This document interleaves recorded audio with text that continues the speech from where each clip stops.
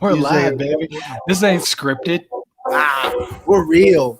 It's like real world, baby. No script. This is the MMA Takes Podcast. With your host, Brian Petrie. And Timbo Mitchell. What's up? What's up? YouTube, What's up, Twitter. What going on? I'm with the champ. I'm with Timbo here. We're gonna do what we did last week, boys. We're gonna do what we did last week. We're gonna pick winners like we always do. Tim's gonna set his DraftKings lineup, DFS style. There's the title. There's the strap. That ain't going nowhere. That's Strap Daddy right there. We got 14 fights. We had 15. One guy missed weight by 12 pounds. You didn't mishear me. He missed weight by 12 pounds. We have 15 fights here. Or 14, excuse me. And I was talking to Tim before we live. They're tough. They're not. This isn't an easy card to pick. This is where I feel like the cream rises to the top. And I'm full of the cream, baby. I got all the cream, baby. Ready to rise to the top, ready to get this strap, ready to get this money. I'm feeling good. I hit last weekend. I did minimal plays. 2 weeks ago, I did 11 plays. Last week, I think I did 4 or 5. I think I did 5. I hit 4 out of the 5. Usman obviously was the big one. I hit Usman big. So I have a bankroll right now. I didn't withdraw. My thing is take a little off for yourself, right? Don't leave it all in there. Take a little off for yourself. I kept it in. This is a card that can make you go broke, though, which excites me. There's a lot of fights that are close that I have a different opinion than some people I respect. It's good. So let's start with the DraftKings stuff. That's what Timbo's here for. He's an expert. Hey, Fuck E-word, baby. This is a pretty, there's a lot of fights. There's a lot of fighters to pick from. In the DraftKings world, I got to imagine that could get a little, like, say there's 14 fights, which there are. That's 28 fighters. And that means that no matter how many people enter the pool, there's a good chance that everyone has someone different. So whoever wins could win the pot. They're not splitting with a million different people. You know what I mean? yeah. So who's your first guy or gal that you like in the DraftKings? Who you set your lineup here, bub? All right. So this card, when I put this lineup together, I felt very, very confident with it. I put it together in like Big dick swinging 15 seconds. Like I took everybody that I wanted, and then I was like, okay, well, I got to get my dogs, and I got my dogs, and I was just like, usually when I do that, there's like, you see the minus 1,000 at the bottom saying, hey, you don't have enough money to purchase those guys. Right. But with this one, I feel very confident, if we're being quite honest. And I don't even want to share this lineup, but I'm going to. Oh, he's I'm serious, man. Like, and we just spoke pre-pod as far as some of the. Here's what it is. Okay, I have a certificate in paralegal. Let's make a contract right now. If Tim gives this lineup out, which he is, and it wins, you are obligated to give him some money, right? Because he's gonna win. But if you win too, you got to throw him some shekels. We'll shout you his Cash App, and you'll have to do it. That's legal binding, okay? That's a contract. But who do you like first there, Timbo? First, and this is you'll probably be surprised at this. I got to go against my guy Arlovsky, and I got to go Tom Aspinall. I was going to actually ask you who you liked in that fight, because you're an Arlovsky guy. You the underdog on the Bozier play. I believe you even got him an underdog the fight before that. Yep. So he's been your guy. So you're going Aspinall. Interesting. Yeah, I am. And I don't know how I would necessarily. I mean, if what I think is going to happen is I think Tom Aspinall is just going to. I think he's going to crush him. Similar to Ngannou when they fought. Right. Aspinall is a different beast. Bozier, we've seen shitty Bozier.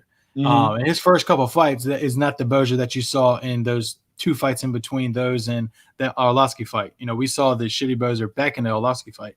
But Aspinall, I don't see that happening too, man.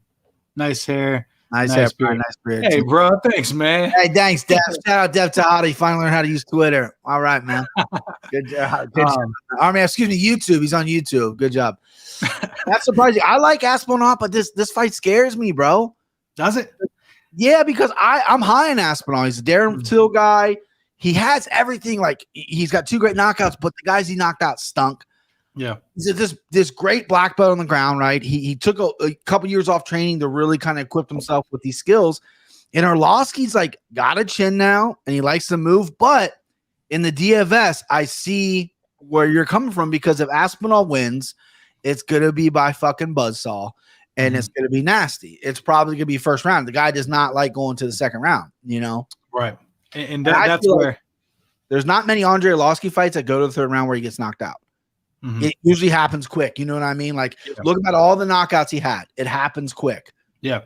If he gets hit and he can withstand it, he can get hit again and withstand it. And that's when he's going to drag you out to the third round. The thing with Arlovski, man, is Father Time is going to win eventually. And he kind of already won in his career, and now he's on this resurgence back. He went and had fucking jaw surgery and placed a fucking boulder in his something. He did something, didn't he? Yeah. But I think Aspinall is definitely, and he even got, he was getting clipped in the Bozier fight, and was obviously, he withstood it, he kept it moving. But I think Aspinall's power is going to be too much for him. And I can only judge Aspinall from what I've seen so far, and he's got two fucking first round knockouts as it is. Granted, he's definitely facing a different level of opponent, but the risk reward for him to get that first round knockout, he's coming off 102 points, 130 points. If I can get that, man, I'll be fucking straight. What's the most you can score? Is there like a top out? No, you can score. I'm almost sure that Usman has the most. King Usman. I cast out on him too, man. I fucking doubled down on that TKO. That saved my night. That came through for me. I didn't bet. I bet it the prop for a good decision. I really didn't think he'd finish Gilbert. I really thought he'd take over the fight as it went on. But yeah, I went heavy on him. I went most units ever. I was confident in him in that fight. We talked about it. It's like they're training partners. They've obviously knew each other, but there was something about Usman that like he knew, like, oh, I got this guy. Yeah. Like, you know what I mean? He just had this presence. Like, he's a confident guy. I just felt like he knew, like, oh, I know Gilbert a lot, but I got him. Right. Yeah. So I rode that momentum. But Aspinall is your first play. I like that. 265 as a betting line. I actually kind of like that as well. I like it in a parlay. I think I even said on the podcast to avoid this maybe in a parlay, but I think I've talked myself into it just because we touched on it. We've seen shitty Bozer. We've seen like Bozer look good for a couple fights, but he's not this phenom that we perceived him to be. And then Arlovski, even though it was a very close fight, Arlovski just kind of outpointed him, took some shots, but outpointed him. I see Aspinall just paying no respect and just bust on Arlovski, or, and I hate to be the most obvious guy, lose a decision. Like, because Arlovski's just, some people get in there, they're a little bit fearful because it's Andre fucking Arlovski. It is legend. They pay him a lot of respect, and they want to stay on the outside and box with him. And then all of a sudden, it's third round, they're like, shit, I might be down 2 here. I gotta step it up. I like that play though, because that's is how expensive is he? He is very expensive, and I do want to throw in a little caveat. Fighters pay Andre Arlovski respect, but the UFC pays that man the big bucks. He's getting fucking $350,000 a fight, and he's fucking on the prelims. I don't know if he's on the prelims for this fight. No, he's. Oh yeah, he is. He is the like the main event prelim. Yeah, I figured that shit's crazy, man. He's getting fucking $300K. I mean, no wonder he's not retiring. I'd fucking get my head smacked around at 40, $350K. Kidding me? You pay me $50K right now, I get in there with anybody. I don't go. Absolutely. I don't know what if I lose. Oh, I lost. Who cares? So Aspinall is 9,200, and so if we recall from my my breakdown last week, you're giving 50,000, and I'm on DraftKings. Like I said, DraftKings this week they got an $18 tournament, $400,000 prize pool, $100K up top. FanDuel ain't touching that. I don't really fuck with FanDuel. I do with like other sports, but with UFC, but when it comes to DFS stuff, yeah. So Aspinall is 9,200. So we're gonna place him in there. And like I told you guys last week, and I'm sure most of you know, when you get these high ranked guys, you got to start looking at the lower fish in the pond too, because you can't get all the big favorites. Next fighter, this is an obvious. I think a lot of people might go with his opponent just for one, the value, and two, he does have the most knockouts in UFC history. But I got to put Curtis Blaydes in my lineup. Okay. How pricey is he? Pricey as shit. He's actually the most expensive fighter there is. Yeah, he's 9,400. He's going 5 rounds. Yeah. I think he finishes early. I'm not touching that fight money line. I'm not putting him in a parlay. I broke it down on the podcast, and I don't think you've gotten there to that part yet, but I think he comes out, right, and it's going to look a lot like the DC fight. He's going to take Lewis down. Lewis is going to be okay on the ground for a little bit, right? He's going to try to explode. He's going to relax like he normally does. Curtis is going to rough him up a little bit, throw some elbows. First round, probably not going to be the most exciting. He's going to go to his corner. Lewis, that is, going to be a little more tired. His corner's going to try to pump him up, like, let's go, let's go. He's going to get taken down again in the second round and just be like, fuck this, right? Yep. I see Curtis winning TKO second round. I think I spoke on it yesterday when I did the podcast. That prop is actually pretty juicy.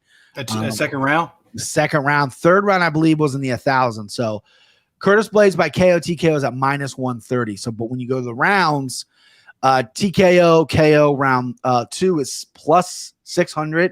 Ooh. And in the third round, it's +1,000. I don't think it's going to pass the third round. I know everyone wants to look at the Volkov fight and say Curtis gas and all that. Volkov's a durable dude. He's tough. He doesn't get finished by. I know Derek Lewis finished him, but when Derek Lewis gets to the ground, dude, he's a fish out of water. I mean, Alexei Oleinik tried to pop that dude's fucking head. And he couldn't. He's like, he's too big. What do you want me to do? This guy's huge. Oh, he had him in a few chokes that fight. That's right. Yeah, he had him. He got in the scarf hold or whatever he does, and then he got in the other one where he's literally just pulling his head up like it looked like an old school like noogie headlock. Yeah. And he looks at his corner laughing like, dude, this guy, and he's like gurgling and shit. Lewis was. He looked at his corner like, fuck, this guy's neck's too big. I mean, I had the same issue. No one's tapping this fucking neck out there. But Brock Lesnar neck over here. Yeah, he ain't fucking getting near me. But yeah, I mean, obviously that was gonna be, again, I'm not a DFS expert, but if I was gonna tell you, I think Curtis Blaydes is good because regardless of if my prediction comes true, he's gonna take Derek Lewis down whenever he wants. That's control time. He's gonna elbow the fuck out of him. Listen to you. See, dude, I'm learning, dude. I'm learning from Timbo. What do you want from me? Well, and the thing, and to piggyback off what you're saying, he's the safest bet because even if he gets a finish, regardless, he's going to have control time in there somewhere. So even if he finishes in the first round, you got the benefit of getting the first round bonus. Mm-hmm. And even if he goes 5 rounds the distance, he went 5 rounds against Volkov and had 173 points. Right, and there's a good chance if he goes 5 rounds with Derek Lewis, somehow he might 10-8 every single of those fucking rounds. Mm-hmm. Derek Lewis I just don't think he's going to get off his back after round 1. I just don't see it. I just don't know how he can do it.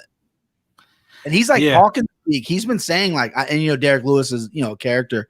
He's saying he wants to wrestle Blaydes. Like, I got to go out there and I got to wrestle. Huh? Right? Like he's just fucking around. But he knows what's coming for him. This is a huge payday. Derek Lewis. We're talking about Arlovsky. Lewis gets paid a ton of money too. So I think this might be one of his last fights on his contract. I think he's either got 1 or 2 left. It's hard to believe that he has the most knockouts in UFC heavyweight history. Weird, but because the thing is like, so he's fought people, then he like has taken steps back. I mean, I remember Derek Lewis. I'm not a huge fan of him.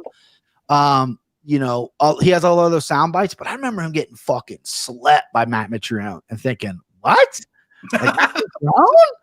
Like, so he knocked out Oleinik, right? He went to a decision with Latifi and Eganov. I thought he lost that Latifi fight. I thought he lost it. He knocked out Volkov, knocked out Tybura, knocked out Travis Brown, knocked out Shamil Akbargadihimov, nailed it. Knocked out Gabe Gonzaga, knocked out Damon Grabowski, knocked out Victor Pesa. All these guys stink. Got knocked out by Sean Jordan, knocked out Ruin Potts, who is probably the worst heavyweight that ever set foot in UFC. Ruin Potts, this guy looked like a fucking troll from Poland. The worst ever. Yeah, he's got a bunch of knockouts, but because he knocked out Jack May, stinks. Guto Innocente, whoever the fuck that is, knocked him out. So like he hasn't really knocked anybody out worth a damn besides a fluke knockout over Volkov.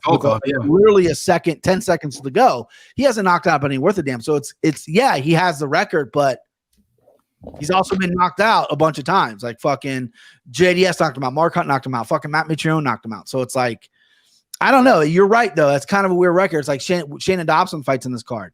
She holds the record for the biggest upset in UFC history. And it's like, yeah, but who cares, right? Everyone, right, exactly. Everyone thinks of Matt Serra, GSP. That's what everyone's going to talk about. No one's going to bring up, hey, remember Shannon Dobson beat Maria Apocabovo? No, who the fuck are either of those? Shannon Dobson's 4-4. You know what I mean? No one. You're exactly right. Yeah. I But mean, it's if you fun to look say. at the I guess, if you records, want- he was the highest underdog that's ever won, and it's bizarre that these, that's why records are cool, but they're like you got to kind of look into them, be like, well, wait a second, let me look into these records. Yeah. Yeah, but Blaydes, I think is a must have on this. We'll get back to that. I think he's a definite must have. Yeah. So, and again, he's the most expensive fighter. So I've already gone with Aspinall, who's the third most expensive. And I'm going with Curtis Blaydes, who's the first most expensive. And then I'm not budging from my expensive guys. I'm putting it all out there first. Yeah, Chris Daukaus. Dude, you know what's so funny? I was looking at my page and I'm like, who's he gonna pick? I literally zoomed in on Daukaus. Yeah, you got to, dude. Like he's going against a 45-year-old Alexei Olenek. And he's a fucking knockout artist. Yeah. Like, this has got fucking, what's that? You can't judge much off weigh-ins. I always try to look at weigh-ins and get a lean either way. Daukaus is a little loose, kind of chubbier guy, looked a lot trimmed up. Alexei Olenek came into the Derek Lewis fight at like 220 and looked shredded. There was talks about him maybe going to 205. He came in about 240 pounds, looking every bit of 240, old man, hairy. Oh, shit. Yeah. So you can't judge much off a body, but Daukaus looked in shape, and you're right. I mean, he's knocking everybody out. And apparently, because I don't know a ton about him outside his UFC career, he comes from like a grappling camp. Like he's pretty versed on the ground. He's my send him home. I know you haven't got that in the podcast yet. I made him my send him home. That's a prop I'm looking to do too. I think I'm going to go Daukaus, send him home, finish my knockout, obviously, and I think I'm going to do under 1.5 rounds as well. I think those are the two props I'm looking at for that fight. But I like that because again, and he's expensive. You were saying he's 8,600. So yeah, I mean he is pretty damn expensive, right? But, yeah.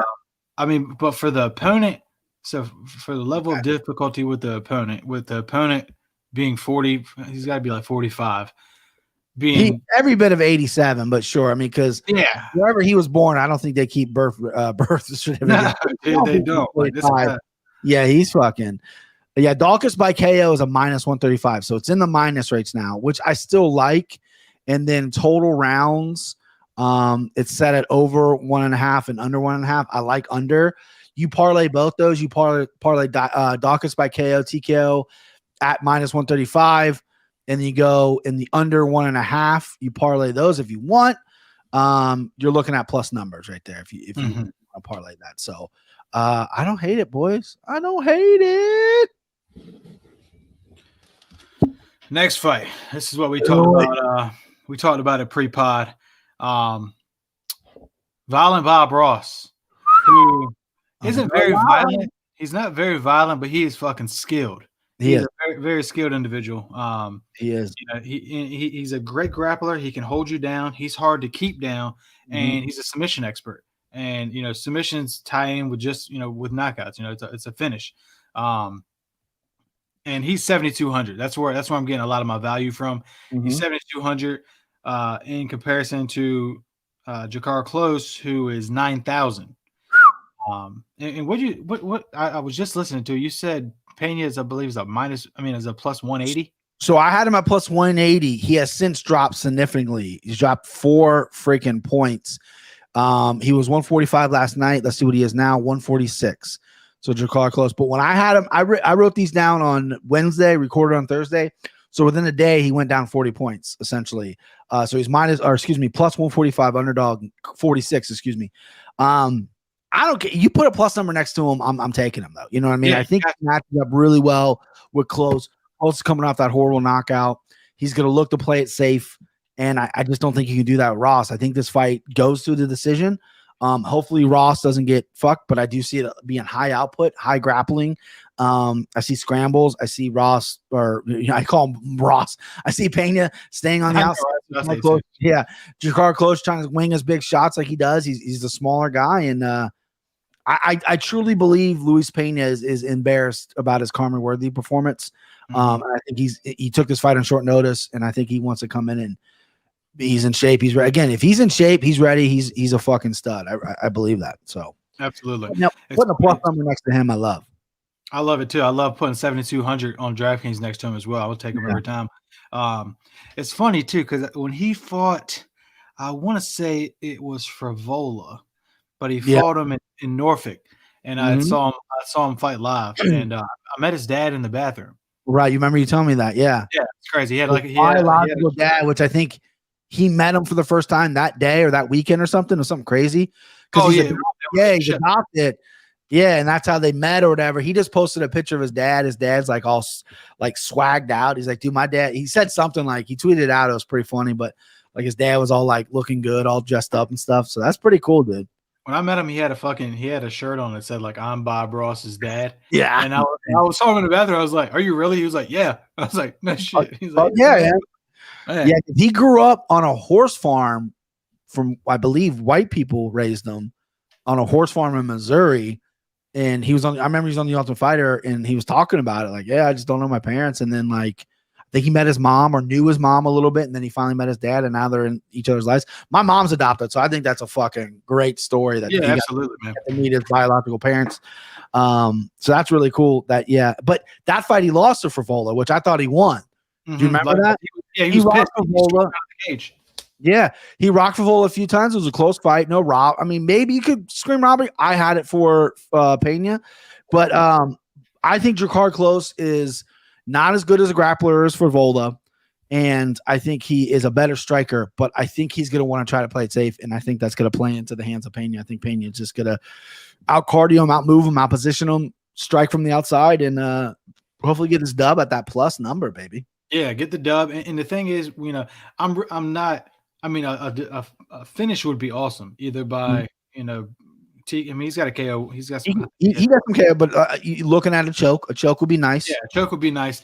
And but I mean, even if he does get the decision, with him being 7,200, that value, like he'll still get 60, 70 points out of that, especially if he's able to control him and get the control time, get some strikes while in control. Right, you can get 80 points out of a decision win sometimes if you play your cards right. So 7,200, I definitely like him for that value. Next fight, I actually just listened to you. I had this guy already, and I just listened to you talk about him on the podcast. Chad Skelly. Okay. All right. I know that's what I was like, we're in sync, man. We're literally picking the same shit. Yeah, dude. I like it. I like when I pick the same as the champ. That's only good for me, dude. Like Jamal Emmers, like, I mean, I'm not too impressed by him. I couldn't believe this line. Yeah. I mean, I'm not high on Chad Skelly, but I'm like, why is Jamal Emmers a 2-1 favorite? Like, what am I missing? Right? Did Chad Skelly get his fucking leg cut off? Like, what is happening? Right? No disrespect to Jamal Emmers, but you're right. You're like, what the fuck's happening? And as a gambling man, again, that's a number play. You're like, Chad Skelly can grind out wins. He has some submissions. He's obviously not the best on his feet. Trains with a good camp. Has shown really good cardio. And that's just crazy to me. I think that's a good play. I think that's a good underdog play, and I think that's an underdog play in the DFS system that could fucking yield points. You know what I'm saying? And, and this is the same exact shit with Luis Pena. I feel like this mirrors the Luis Pena fight. If he just fights smart, uses his grappling, could get a choke. If he doesn't, just fight smart, take him down, get some control time, get some hits in. While you got him on the ground, if he can just play it smart, I'd be cool with the decision win. Obviously, I'd love a choke as well here. Plus 700 for choke on FanDuel for props for Luis Pena. No shit. Yeah, the prop the prop for him to win by points is plus 340. I think I'll double chance it and take submission prop or submission decision. Yeah, double chance. I don't know what that is. I think that's in a plus, but I'm gonna bet him straight. I'm good. He's my underdog lock, so I'm definitely gonna bet him straight. But let me see what the double chance is. So double chance. That's on FanDuel. What, double chance? Yeah. So you get to. So there's 3 different options. You can go Luis Pena by KO submission, KO points, or submission and points. I'm gonna go submission and points, and it's plus 200. No shit. So it's in the plus. Yeah. So you get 2 options. You're like, he's either going this way or that way, which I love. I've actually hit on that a few times because it's like, I know, like, I'm not the best. Like, I'm really trying to open up to like predicting fights better because props have so much more better odds. And I'm not great at it. I've never been really that great at it in my career, but I'm trying to start to do it more. And there's so many times where I'm like, well, I know he's either win this way or this way. Right. And then all of a sudden I see this double chance thing. I'm like, yeah, no shit, Brian, wake up. So yeah, that's pretty cool. I'm sure most people do that. Like, again, I bet on FanDuel, but I think most probably sites have that. I'm gonna have to check on that. I mean, I do FanDuel as well. I do. I'm new to the game still, though. I'm still Right. Yeah. I have to I check mean, it I out. don't have it in my state because Ohio's really fucking up. But shout out Indiana. You're close. We're border bros. Yeah, All really. right. You got, what is that? 4 or 5 fighters. You got Blaydes, you got Aspinall, you got Dawkins, you got Pena, and you got Skelly. You got one more, right? Yes. Blow my dick off. Who is it? I have a guess. We'll see if Dude, we're right. no, this is where I need your expertise, bro. Oh, I'm kind of lost here. Okay. So I have 8,200 left, Okay. and from those choices, I think I've narrowed it down. I'm either gonna go Nate the Train or Phil Halls. How much is Danny Chavez? 8,400. I'm just outside of his range. He's my mortal lock. They got us a heated stare down. Jared Gordon missed weight. Danny Chavez is the most Florida guy I've ever seen in my life. He fucking is mean. He chops legs, dude. I think he's gonna fucking butcher Gordon. I think Gordon's gonna be looking for takedowns. I don't think he'll be able to get him. If he gets it, Chavez is popping right back up and just punishing him. That's my mortal lock. That's gonna be. I'm betting him straight up. I'm putting multiple units on him, putting him in the slime ball. But if he's outside your range, though, I mean, are you thinking he's going to get a finish? Are you? Gordon's so tough. I don't know. Like, I've only really seen Gordon get finished like maybe once or twice. I think Gordon's tough enough probably not to. He's going to get his fucking leg beat in, though. I can tell you that. He might get finished from that, but Chavez made his UFC debut on short notice against TJ Brown and looked fucking great on short notice. And trains out of MMA Masters with Colby and Miguel Baeza and stuff. And he impressed me. I hate hitching my wagon to a guy who's only had one UFC fight and he's fighting a vet in Gordon.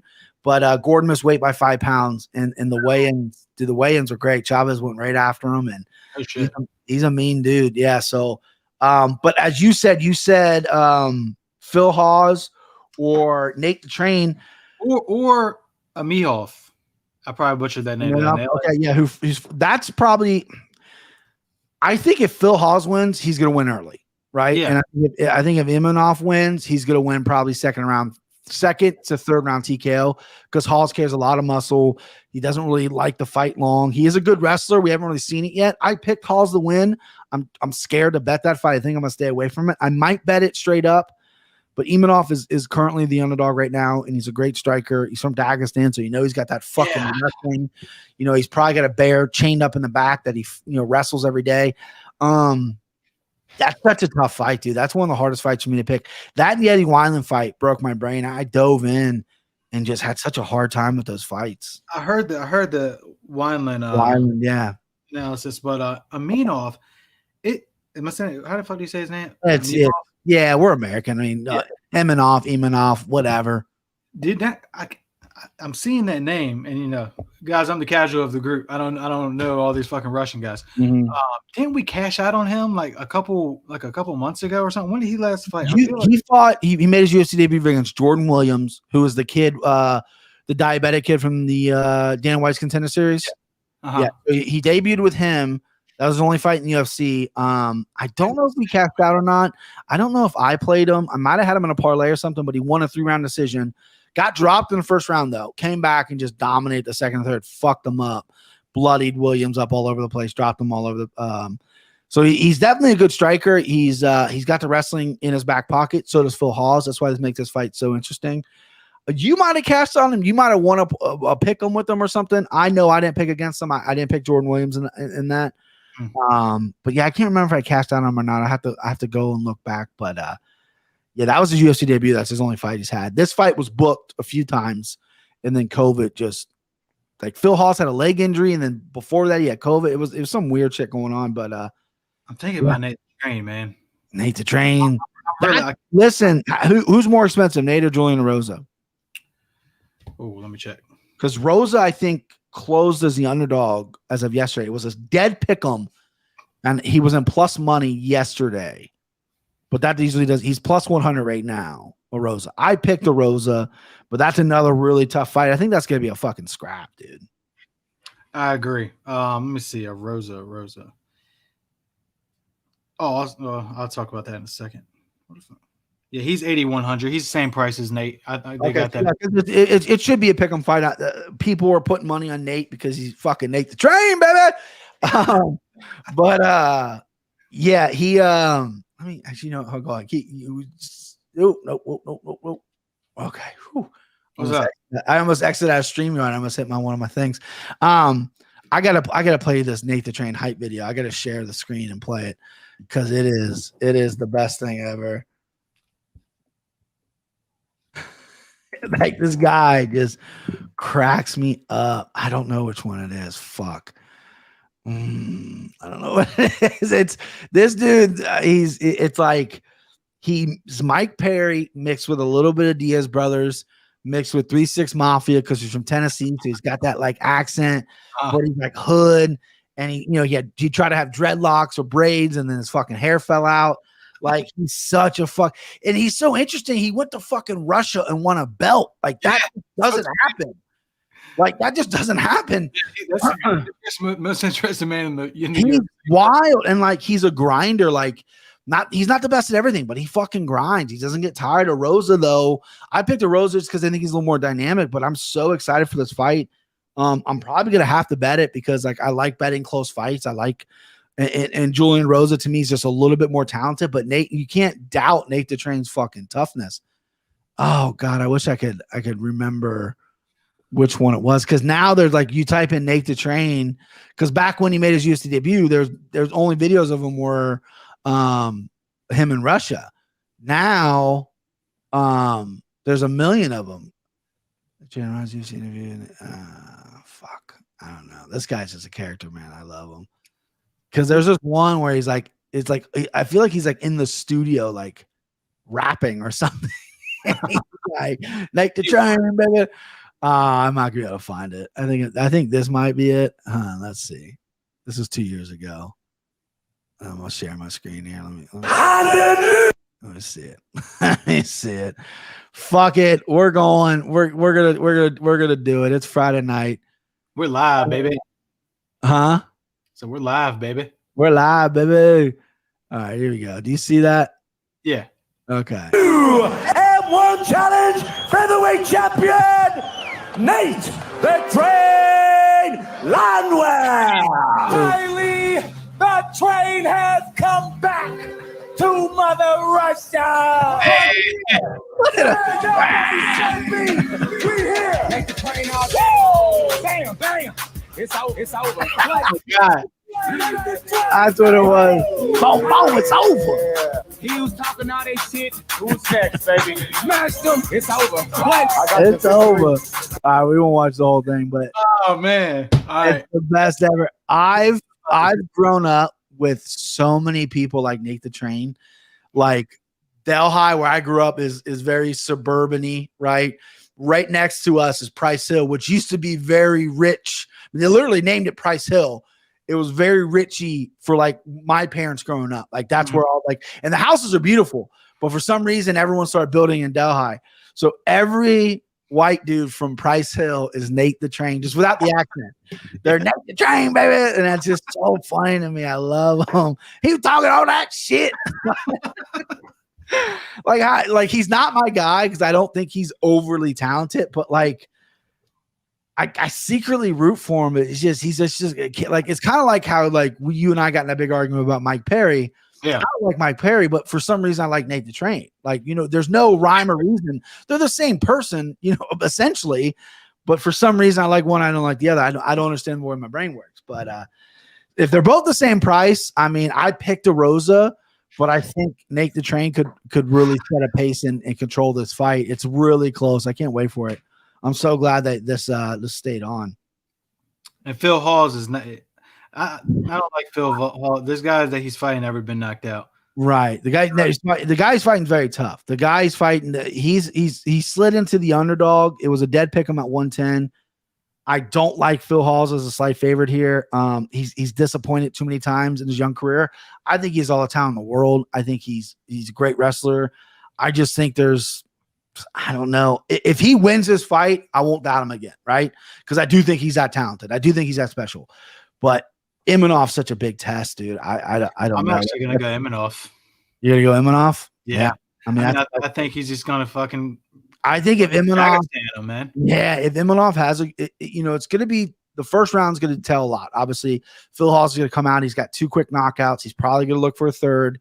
If he can't get him out of there, then we've seen it before. Guys that carry all that fucking muscle, they slow down, right? And if Phil Hawes doesn't wrestle, Imanov's going to take over in that second and third with, he has really good striking. He's crafty in there. So that's a fight that really stuck out to me. Like, I picked Hawes just because I like Hawes better. And I'm like rooting for him to win. Right. But it's a fight I don't think I'm a bet. I literally told people on the podcast, like, if there's one thing I can tell you in this world, it is do not put either of those guys in a parlay, because I don't care who you are, you're not that confident, because it's such an even fight and it could shit your parlay. And who the fuck wants that, right? Bet it straight. If you have a lean, bet it straight. And then DFS is a different fucking animal altogether, because you're looking at guys performing.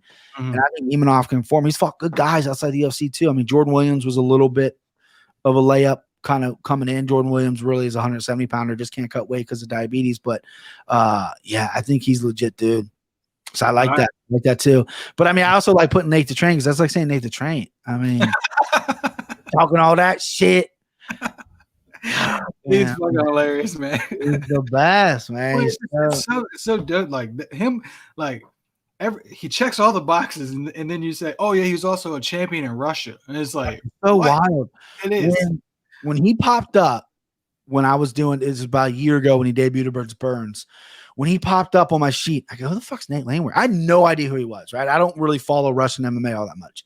So I go look for him, and usually when there's a name I don't know, there's really hard to find tape on him. But there's a million things of them. I'm like, whoa. Okay, wait a second. Oh, this guy's a champion? Oh, this guy's fighting fucking undefeated Russians, or Russians who are 15-1 who just want to wrestle fuck you, and he's winning. Yeah. And then I see the highlight video of him fucking doing the Tennessee Vole thing. And I'm like, I fucking love this guy. And then I see old pictures of him with the braids, with the receding hairline. I'm like, I love this guy even more. I think I was so bummed out when he lost, because we didn't get to hear him do a post fight. He had a pretty good post fight after the Elkins fight, but I wanted that debut Nate Landwehr fucking. The UFC. The UFC wants it too, man. Everyone wants it. Yeah. Julian Rosa, I think I picked a Rosa, and I'm not regretting it. I don't think the fight goes to the distance. I think one guy's going to get finished. It's going to happen. I just think Rosa's a little bit more explosive. I've seen Nate in Russia walk through shit. Like, he had a good chin. Herbert Burns cracked him in that knee. Herbert Burns stinks, so it's an ugly loss. But yeah, I'm interested, man. That to me might be my main event. Like, I don't love the main event with Blaydes and Lewis. Yeah. I think it's a really good card. I'm obviously going to watch it, but I'm not super excited about it. I'm really excited about Imanov, Hawes. I'm excited about Julian Rosa, Nate Landwehr. I'm excited about Danny Chavez and Gordon. Those are the fights that are getting me excited. Hell yeah. Those are all the fights I'm going to fucking bet besides Hawes. I don't know what I'm doing. I'm probably going to bet that just because it's so hard to predict. I want to be right. I think I'm going to take Imanov by decision. Yeah. What is that? Can you look at that prop? Yeah. Imanov by decision. Probably. It's going to be plus money. He's plus 110 right now. He was plus 108 yesterday, so he's going down. Imanov by decision is plus 360. Imanov by knockout is plus 500. And then Phil Hawes by points, though, oddly enough, is plus 700. So a lot of people are not confident in Hawes being able to go 3 rounds. I'm not either. I don't blame him. I can see why Vegas is doing that, because we haven't seen it yet. All his finishes in the UFC, outside the UFC, they come early. I think he's been in the second round. He's been to a decision once on the Contender Series, or excuse me, the Ultimate Fighter. Many moons ago, he fought Andrew Sanchez and just got wrestled, fucked, and couldn't do anything. And completely. I think it's going to happen again. Yeah, that was at 205 too. So he was super muscled, jacked up, and just couldn't get it done. Yeah, that's. I think we got a fucking banger record. I'm excited. I can't wait. Starts at 5, I believe. 5 early? Ooh, that's even fucking better. I think my wife works tomorrow. Fuck. Hey, Daddy's home alone. Fuck. I gotta go to. I'm going to Indiana tomorrow, but man, I think she works. Shit. Oh well. I got kids, so they can watch it too. Winnie likes watching fights, so fuck it. Yeah. All right, buddy. This is lethargic. I like kind of just all week. You for me in my brain, I build up and I make my picks, and then I'm still on that pick high. Right? You second guess yourself, and then you sit here with you, who's the champ, right? You got a good gambling mind, and we just kind of talk it out. Like the only pick that I'm like regretting now that I wish I could go back on, which I won't because I already gave it out, is the Hawes Imanov. I think I'm the same way, man. I think we both convinced ourselves that Imanov might take that. Yeah, I think he's going to get a decision. And hopefully, he check, but yeah. We'll do it. If you win, I hope you win. I hope I win. I hope you win the fucking DFS. I hope you win the whole thing. I hope you run DraftKings one day. Fucking big time, baby. Big time. I want Dev's picks, by the way. We gotta get in the group chat. I want his picks because he's gonna be a little snake and be like, hey, I told you exactly how that fight happened. Really? When did you tell us, dude? You fucking send a million text messages every 5 seconds. It gets lost in there, dude. I want receipts for this motherfucker. He's sending this text at 3 a.m. just to cover up. Like he's still just so upset. Like I just want him to like a fighter. Like who does he like? You know what I mean? Like he shits on my guys, which is fine because I'm very arrogant about when they win. But this like who does he like? Like all of a sudden, like since I've known him for the 2 years or a year and a half or whatever, I've heard him say like Khabib's great, but I've never heard him be like, oh, like Khabib's my guy. Now every time you're like, well, who is he going to fight? Khabib will beat him. Well, yeah, but we're not talking about that, dude. Hey, that's not going to happen. Who should he fight? Khabib will beat him. So Khabib's like the best guy in the world now. Who are you, Dev? Oh man, it's Conor would lose to him. Conor would lose to him. Conor would lose to him. It's like, hey, Dev, man, get a new angle. I love you, but get a new angle. All right, bud, this is fun. 40 minutes, lethargic, not almost 10 o'clock at night, way past my bedtime. But yeah, we'll get it. We'll get in the group chat. We'll recap, and this was fun, buddy. All right, brother. Appreciate it, man. Yeah, bud. Everyone go follow him. Bet the Best 3 on Twitter. Bet the Best on iTunes, Spotify, everywhere you go. Episode 4 just dropped. Currently, I know you guys are going to do more sports. Currently, the best NBA podcast for gambling out there. I said it. Hey. I stand by it. There you go. That's my guy right there. Brother. All right, I'll see you, bud.